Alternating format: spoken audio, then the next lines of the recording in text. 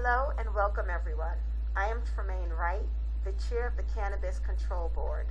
I'm extremely pleased to call to order the first meeting of the Cannabis Control Board and to welcome all of you who are watching virtually. Hopefully in the near future, we will be able to have these meetings in person.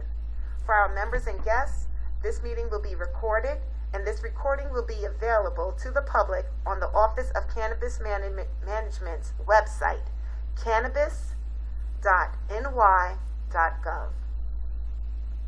Today's agenda will include introductions and opening remarks, a report from the Office of Cannabis Management's Executive Director, Chris Alexander, a discussion on ethics to guide the operations of the Cannabis Control Board, consideration of a candidate for Chief Equity Officer and other essential employment matters, a brief update on outreach and education, an announcement about our next Cannabis Control Board meeting, and then we will adjourn. As a public body, the Cannabis Control Board is subject to the Open Meetings Law, which is intended to ensure the greatest level of transparency and public participation in the affairs of government. Due to the ongoing pandemic, we have requested that members of the public join us via video conference, which we will continue to do to keep the public and members of this body safe. Now I will read a brief statement on the Open Meetings Law into the record. Pursuant to Chapter 417 of the Laws of 2021, enacted on September 2nd, 2021, board members may fully participate in meetings via video conference from locations that are not open to the public, provided that the public has the ability to listen or view such proceedings, and the meetings are recorded and later transcribed. The new law sunsets on January 15th of 2022. The public was provided with information on how to access the meeting within the public notice. A recording of this meeting, together with the transcript, will be available on the OCM website. Before we get much further into the agenda, I'd like to give you a brief background on myself and introduce the other members of the Cannabis Control Board, as well as our Office of Cannabis Management's Executive Director. I'm a former member of the New York State Assembly and served as the first director of DFS's, or Department of Financial Services, statewide Office of Financial Inclusion and Equity. I'm an attorney, entrepreneur, small business owner, and activist who's second generation Brooklyn, from Bedford-Stuyvesant, Brooklyn, and a resident who has spent a considerable amount of time investing into the economic foundation of our community and preserving our rich legacy of the neighborhood. I've dedicated my career to empowering and creating opportunities for my neighbors and my community, and I'm thrilled to be serving as the chair of this body. Jessica García is assistant. She's our next board member, sitting directly next to me. And Jessica García is assistant to the president of the Retail Wholesale Department Store Union, UFCW, a national labor union representing workers along the food supply chain, as well as workers in non-food retail and health care. She previously served as Deputy Political Director for the RWDSU, where she worked to advance the union's legislative and political agendas. She currently serves as chair of the board of the New York Committee for Safety and Health and the Advocacy Institute, vice president of the Rural and Migrant Ministry Board of Directors, and member of the board of the Costa Rican-based organization Viver el Sueño. Jessica, would you like to add any remarks? Thank you, Madam Chair. I just want to say that I'm extremely honored, privileged to be part of this board, be part of this work with you and my esteemed board members. For me, it's just an exciting opportunity to bring to New Yorkers, communities who haven't had the opportunity to really get involved in this industry before, and find a pathway for them to do so with ease. And most importantly for us, coming from labor, I have to say that we really see this as an opportunity to create good jobs for New Yorkers, and I'm just looking forward to the work. The next member we'll introduce is Reuben R. McDaniel III. He is President and Chief Executive Officer of DASNY, the Dormitory Authority in the State of New York. Mr. McDaniel is responsible for the overall management of DASNY's administration and operations. He joined DASNY in 2019 as an accomplished investment banker with more than 30 years of experience in financial services, including public finance, personal wealth management, corporate finance, and private equity. During his career in public finance, he participated in more than $75 billion. He participated in more than 75 billion tax-exempt bond issuances throughout the country. Reuben, would you like to add any remarks? Great. Thank you, Madam Chair, and I'm so glad to be here today. You didn't mention I'm a resident of Harlem, USA. But in all seriousness, this is important work. It's so exciting to be part of the initial industry, the cannabis industry in New York, and really bringing both the jobs, as you mentioned, Ms. Garcia, as well as the social equity component of this legislation has been fantastic.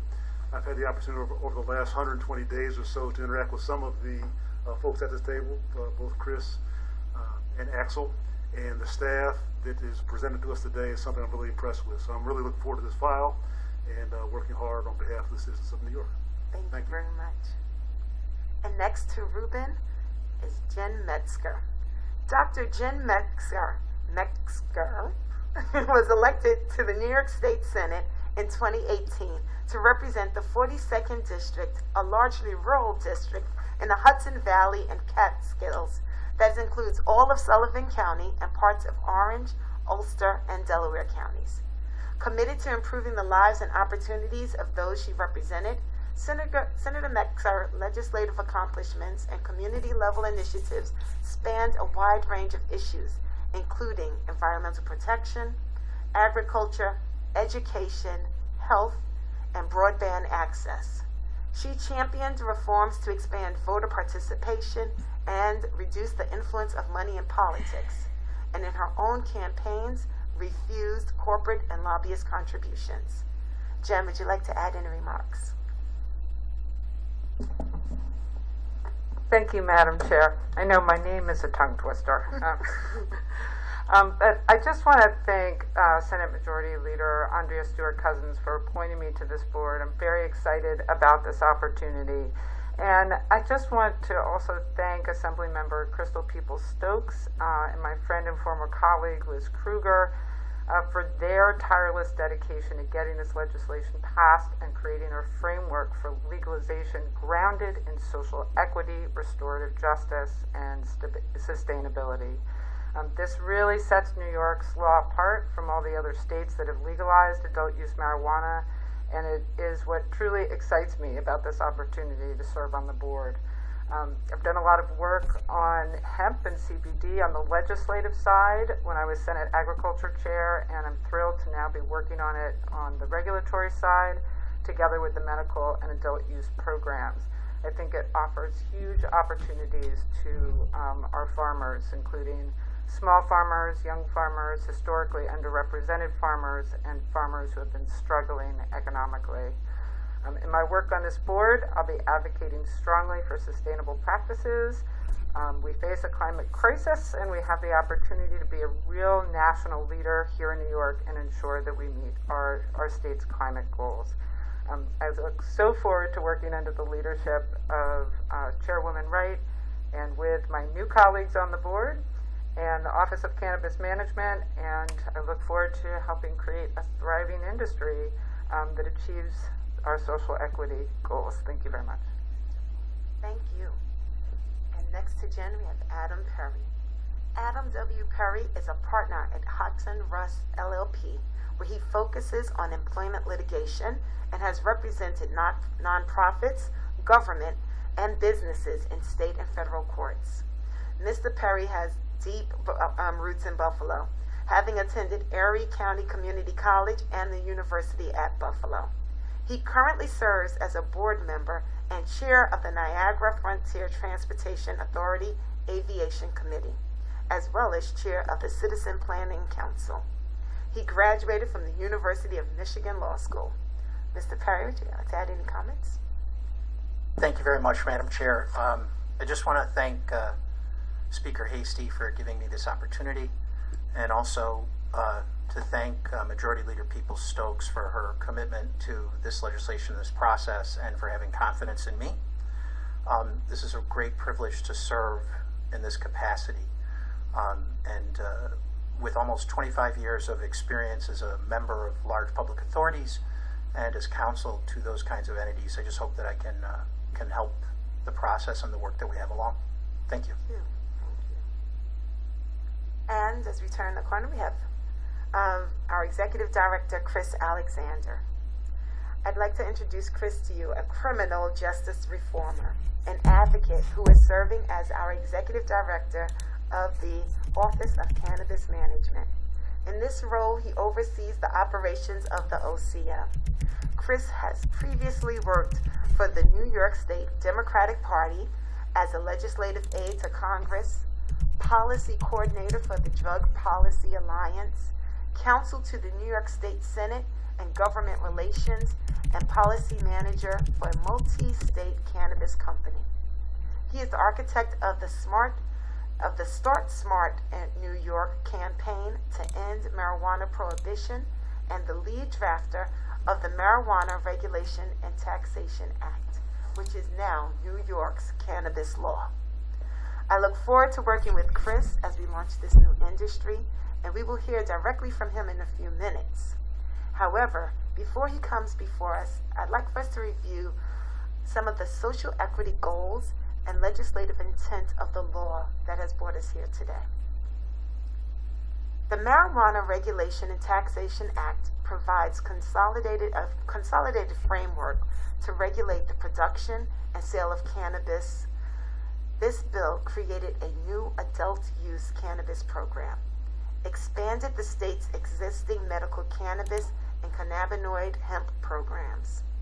The MRTA is an exceptional piece of legislation with goals to create a new industry that is diverse and inclusive, and conscious of the harms caused by the war on drugs and cannabis prohibition.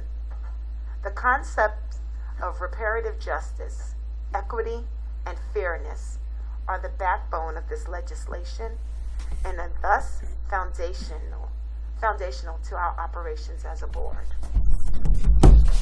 This body will work collaboratively with the OCM to ensure the goals of the MRTA are realized.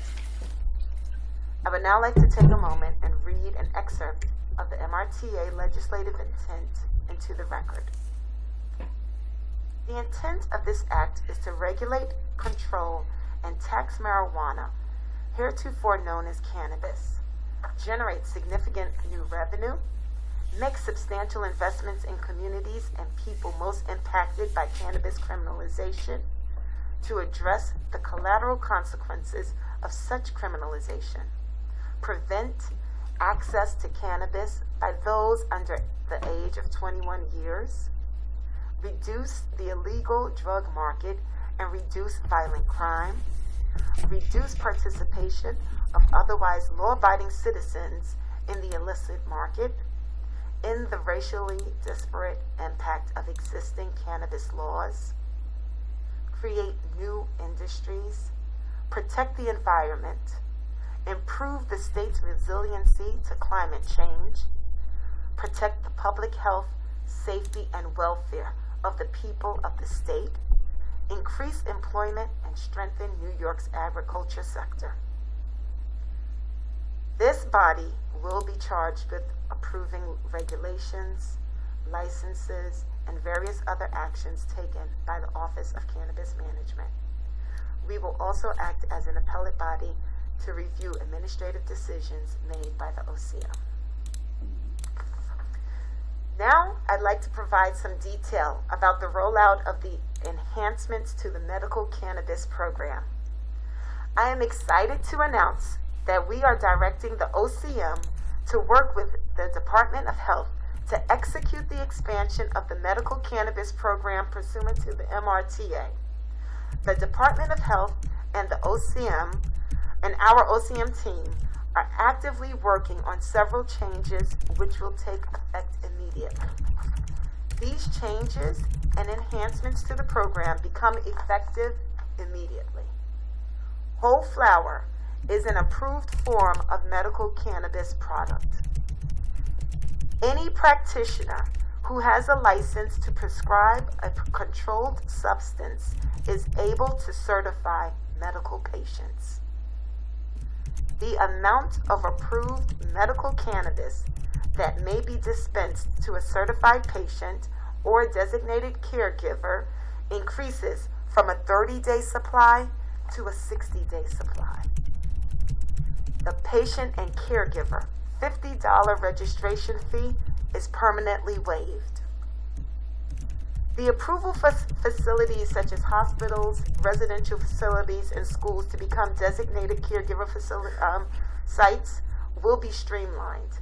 This will make the administration of medical cannabis easier for patients who go to those facilities.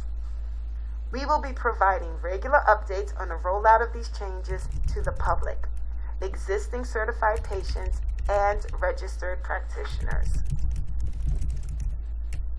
Next, I'd also like to take a moment to address the topic of home cultivation for certified patients in the medical program. As some of you may be aware, the MRTA set out a 6-month effective date for the Cannabis Control Board to issue regulations governing home cultivation for certified medical patients. Due to the delay in appointing the full Cannabis Control Board, we have missed the first deadline. Nevertheless, we are very committed to drafting these regulations and issuing them for public comment and expect it to be an agenda item on one of the upcoming board meetings. Expanding patient care or patient access to medical cannabis and improving patient care is a mandate that this board takes very seriously. At this time, I will call on our Executive Director to provide his report. Mr. Alexander. Thank you, Madam Chair. Good afternoon, everyone. First, I would like to echo the Chair's comments on the priority of expanding the medical program and ensuring patients have access to medical cannabis. Moving forward, I intend to use this Executive Director report to provide an update to the Board on the status of implementation on this and other key projects being undertaken by the OCM. As of September 28, 2021, there are over 151,000 certified patients and nearly 3,400 registered practitioners. One of the key expansion items that the Chair mentioned was the expansion of the types of eligible clinical providers able to certify medical patients, to include any practitioner who has a license to prescribe a controlled substance. We will be working diligently to ensure the medical community at large is informed of this change and prepared to begin certifying patients.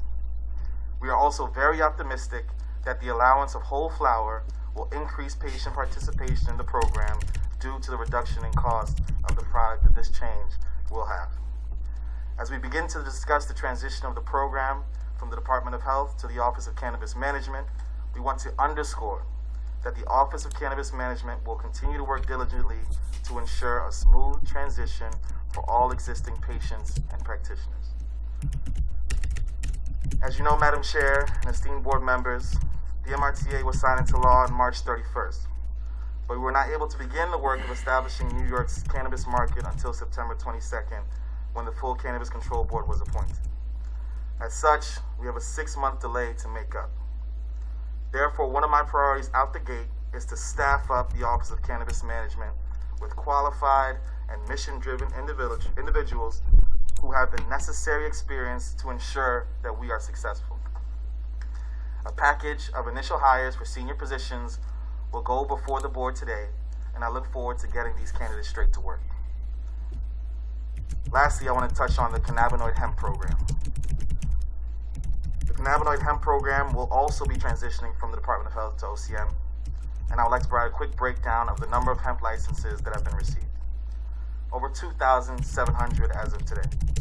384 of these were for distributor licenses, 34 were for manufacturer licenses, 36 processors, and the vast majority, 2,275, were for retailer licenses. We will continue to work in the coming months to ensure the further expansion of the cannabinoid hemp program. Thank you, Madam Chair. Thank you. And as previously stated, the Cannabis Control Board is subject to the Open Meetings Law. However, we as board members must also comply with the Joint Commission on Public Ethics. I will now hand it over to our board member, Adam Perry, to discuss key details about the Cannabis Control Board's ethical considerations. Mr. Perry. Thank you, Madam Chair. I just wanted to say a few general things about the nature of service and the task that we have ahead of us, and just three things. So the first thing is I look at the foundation of service. Our primary duty is to our oath and to the people. We were all appointed by a body or an officer, but our allegiance is not to them. It's to exercise independent judgment under that oath on behalf of the people. We should never say, I will do whatever the appointing authority wants. What we should say is that I will always listen to and even consult with those appointing authorities and other people in public service and the people to inform how I exercise, each board member will exercise their independent judgment under the statute. Ethics is a complicated matter. Compliance with ethical responsibilities, open government requirements, and reporting obligations is very complicated. It's not a simple task. And even experienced government employees and elected officials are often confronted with complex and even conflicting laws in different areas of service. So it's important to have highly experienced professional counsel with experience specializing in state government ethics to guide us, and the office is working towards having all of these resources available to us. Also, as we go forward, some people sometimes will say it's better to ask for forgiveness afterwards than permission in advance, but we have to flip that on its head.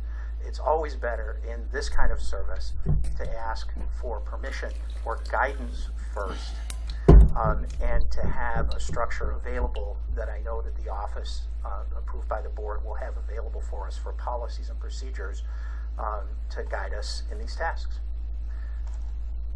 And I think that's it, Madam Chair. Thank you. As our member, Mr. Perry, has already made very clear, the ethical considerations that are associated with the execution of our responsibilities to this board and to the people of New York State are paramount in our minds, and it will be guiding our work. And in that ilk, we would like to take a moment to align ourselves so that we know that we are making sure that we are meeting our ethical responsibilities. And so, pursuant to Article 2 of Section 7.7 of the MRTA, board members must disclose and seek approval to participate on other public offices and boards. So in this portion of the meeting, we're going to take the step to address and approve participation for our various board members who have an extensive commitment to community service. First, Reuben R. McDaniel III currently serves as the President and Chief Executive Officer of the Dormitory Authority of the State of New York, DASNY. Therefore, I present to the members Resolution 2021-01A, permitting Reuben R. McDaniel III to hold public office and serve as a member of the Cannabis Control Board. Is there any discussion? May I have a motion to accept the resolution before us? I jumped the gun. Yes, I move to accept that resolution. Thank you. Second. Second. All in favor? Aye. Any opposed? Any abstentions? I abstain. Thank you. Well, the resolution 2021-01 passes. Next, Dr. Jen Metzger serves as an advisor to the New York State Energy Research and Development Authority, NYSERDA. on responsible siting of renewable energy projects on farmland. Therefore, I present to our body Resolution 2021-01B, permitting Jen Metzger to hold public office and serve as a member of the Cannabis Control Board. Is there any discussion? Hearing none. May I have a motion to accept the resolution before us? I move approval. Seconded? So I'll take a Second. seconder. All in favor? Aye. Any opposed? And abstentions? Thank you. Next before us is Mr. Adam Perry, and he serves in the following three positions: Humanities, the New York Board Member, Chairman, Citizens Planning Council, City of Buffalo Capital Budget, and Board of Commissioners, Niagara Frontier Transportation Authority. Additionally, he serves as a notary public in the state of New York.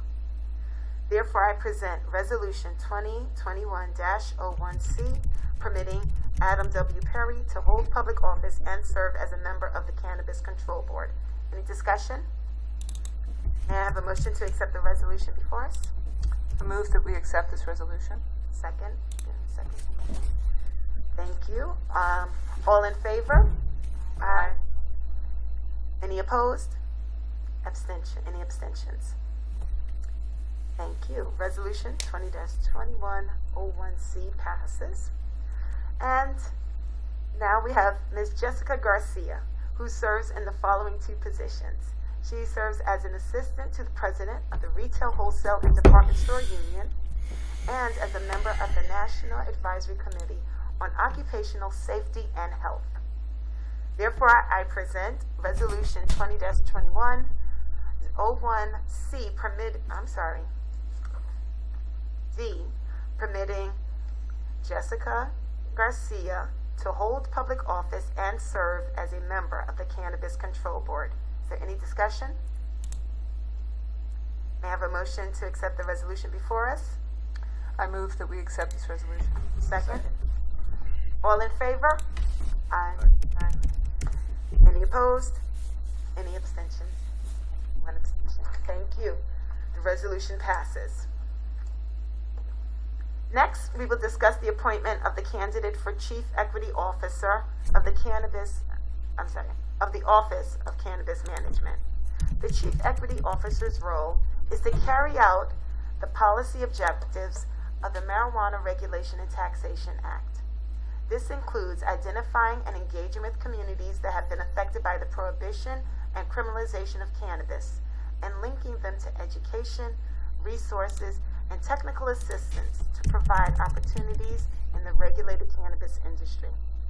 The Chief Equity Officer will also assist in the development and implementation of the office's social and economic equity plan, and work to define communities disproportionately impacted by cannabis prohibition.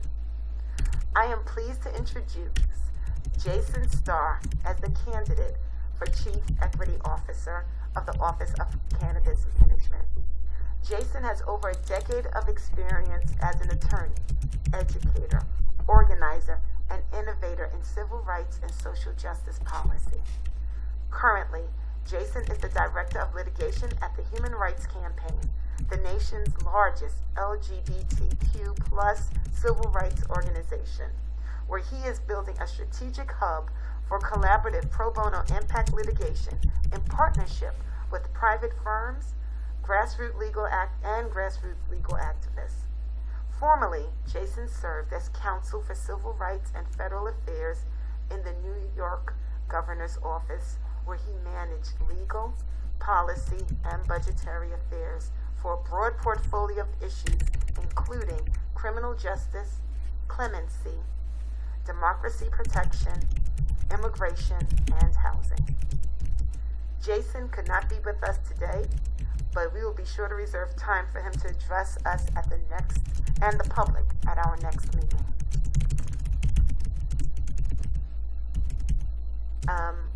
Therefore, I present Resolution 2021-02, approving the appointment of the Chief Equity Officer of the Office of Cannabis Management. Is there any discussion?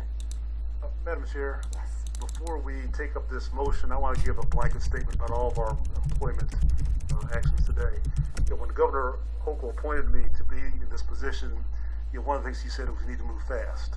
And to move fast, we need good staff. And so I just want to commend Chris and Axel and yourself on the work you've done really over the past 7 days on assembling this great team. I've had a chance to work with several of them, so I know quite a few of the names. I've also heard from other people and names I don't know just how qualified they are. And looking at the resumes last night, I'm just very impressed with the team you put together. I had the opportunity over the past 2 weeks to watch all of you in our offices as you came and went, and saw the multitude of interviews that you've done in a short period of time. So I want to commend you, Chris, for the work you've done, and Madam Chair for leading this effort. And with that, I look to make a motion to approve Jason Starr as our Chief Equity Officer. Can you get a second? Therefore, all in favor? Aye. Any opposed? Any abstentions? The resolution has been approved and adopted, and we have now appointed our first Chief Equity Officer, Mr. Jason Starr.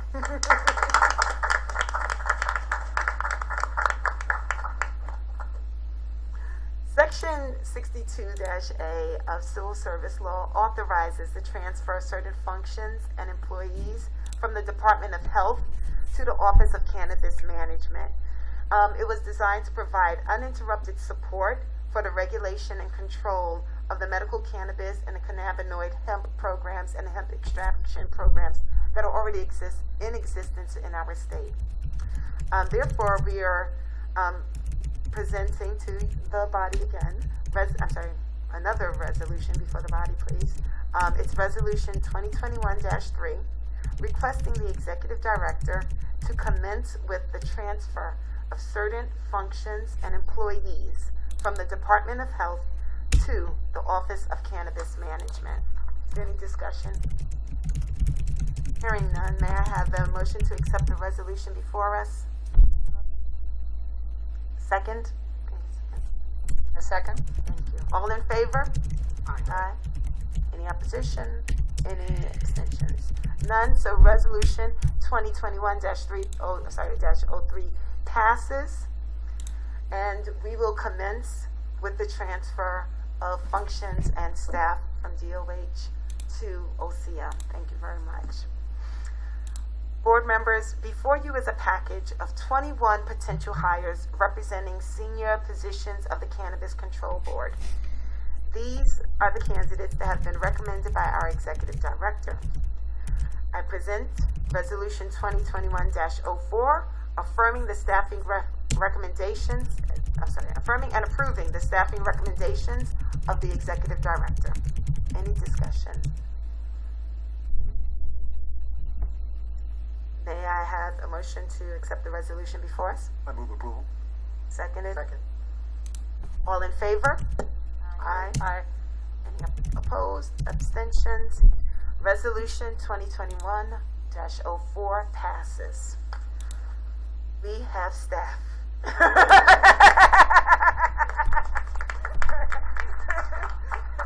And while everyone at home cannot see, we did not get this meeting off and running by ourselves. It was a big lift, and a lot of these people are in the room with us, and I'm going to say thank you and welcome. We could not have gotten here without you. I appreciate you. The OCM's website, cannabis.ny.gov, is now live. The website is home to key overviews, fact sheets, and more. On the home page, you'll find a form to sign up for updates from the office. You can tailor which kind of update you're interested in receiving based on your interest, and we ask you to continue to check back in for updates. Please make sure you go to cannabis.ny.gov and sign up so that we can stay connected. Once staffing is underway, the office will be launching a robust public education program. That is our first move out the door to make sure that New Yorkers know exactly what's in front of them and how they can participate in this industry. We will be educating the public about key provisions in the law, enhancements to the medical program, important public health and safety messages to prevent drugged driving, educating patients about safe storage of their cannabis products, and underscoring the risks and special considerations for youth use and pregnant and breastfeeding individuals' use.